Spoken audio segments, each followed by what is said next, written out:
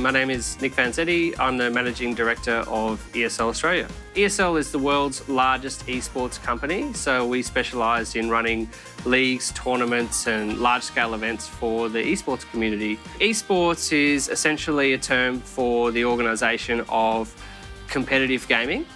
So you generally might have one team playing another team in a very popular gaming title.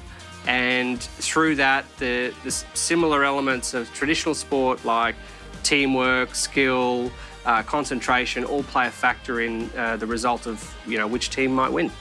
So through the late 2000s, our business was essentially a hobby. It wasn't until I really started to realise that this thing had some real gravitas that I moved myself down from Brisbane to Sydney. I left my long-term partner in Brisbane for 3 years while she was still finishing her degree. 5 of our best volunteers and crew decided to move with us to Sydney, and we decided to really give this a real red-hot crack. Unfortunately, it didn't work out straight away.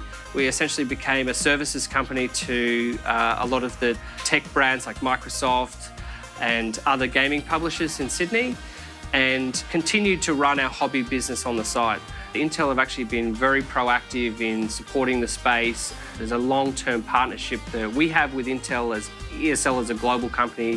For over 12 years, have been in partnership running events which are now known as the Intel Extreme Masters because of that solid partnership. These events have become the landmark in mega events in stadiums around the world. And we had our first one here in Sydney in 2017. It was truly spectacular.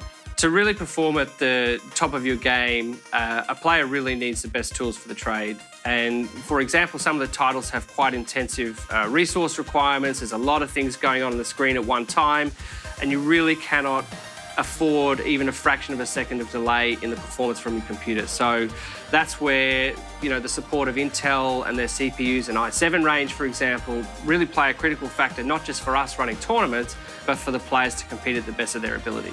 Once upon a time, there was definitely a bit of stigma attached with competitive gaming and esports, but things really have evolved so much.